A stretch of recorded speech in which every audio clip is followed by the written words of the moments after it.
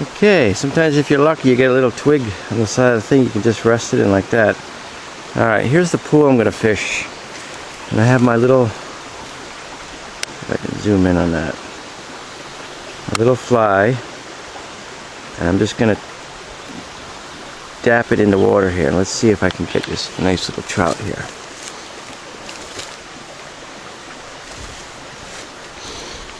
Let me just extend this rod completely. Let me just grab, oh, sorry about that. Alright, just got to get the end of this here.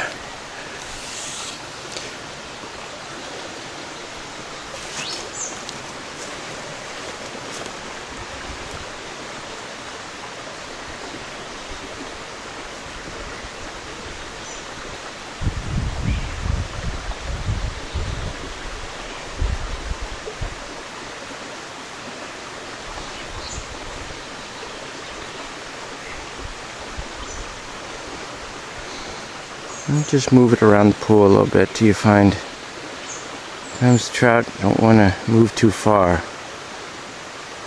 What I'm doing is actually I'm creating movement by just barely vibrating the tip of the pole. You can see the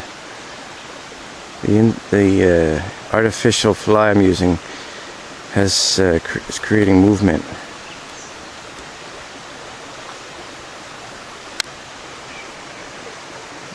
There it is. You can see by just me wiggling the tip, I'm creating that movement of a like a moth or something that landed.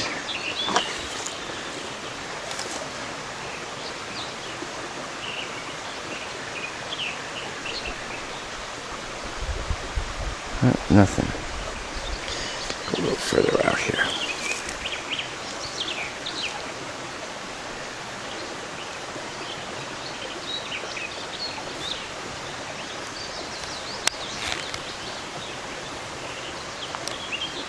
Nope. I know the trout are in here. I've seen them move around, but for whatever reason, maybe they don't like the fly that I'm presenting here. I'm going to try this other pool right up here. And luckily, I can just lift the pole through the trees really quick and go around without getting tangled. If I didn't have to film and I had a tripod or I had a tripod, this whole process would be a lot better, a lot easier. Alright, I'm going to try this little pool right down here. Let's see. Right, you see that? He jumped right out. He saw that fly coming and he actually was about 4 inches above the water, and before he even hit the water, he jumped out after it. Huh. I don't know if I caught that.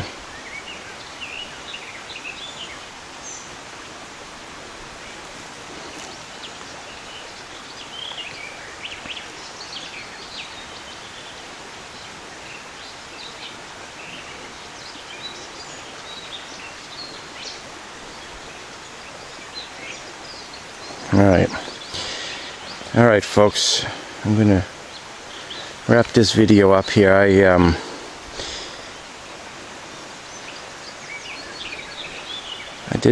Wasn't sure if I was going to catch any fish, but this is more to show the technique here.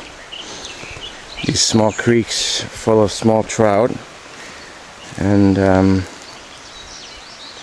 especially if you're in a survival situation, you need the food, protein. You can collect quite a few of these small, but you need very tiny hooks.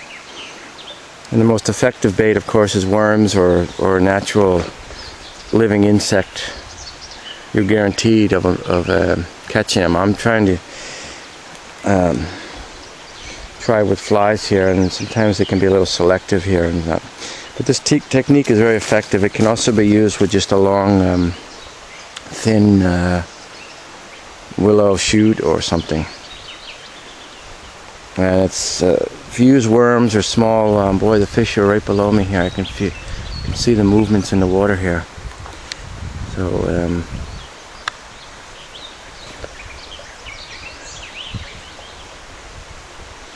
and you can see when the thick brush here, it'd be impossible with a spinning rod to cast here, and or let alone a fly rod. So this technique is very good. It's Again, most effective with worms, but it will work with flies under the right conditions. And I've had good success when I'm not filming and I have complete control and I can creep up. And it's important not to make any noise when you're walking up to these creeks, and especially limit how hard you put your foot down on the ground, because the slightest vibrations alert the fish that something's going on. They may not see you, they may not identify you as a human, but they feel the vibrations that some large animal or predator is coming up on the bank. So when they get alerted to that, then they won't feed. So that could be also a reason here. I didn't actually take that into account this time, but anyhow.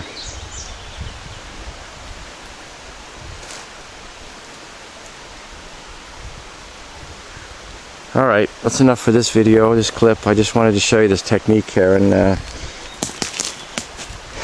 hopefully in my upcoming videos I'll improve on this technique and show you some of the smaller trout. The trout in here actually can get up to be 10 inches, sometimes a foot, depending on it's all if you find, oh, there goes a fish that just jumped right there. If you find a deep enough hole where they can get enough food, because the food comes to them basically in these small creeks. Yep. A lot of activity in this pool right here. See the little fish, the movements here, and you can, by just sitting here watching a pool like this for a long time, you get to learn about the different how the fish feed and what they're feeding on. Sometimes they jump out of the water. The water starts cooking like it's. And it's because there's a certain hatch of insects that's dropping from the trees or whatever, and they're feeding on that, and they won't feed on anything else, except of course a worm or something. But when it comes to other flies, they'll be very selective. So anyhow,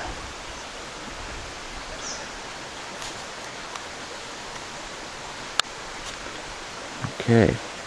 I'm going to end this clip here, and until the next time, thank you for watching.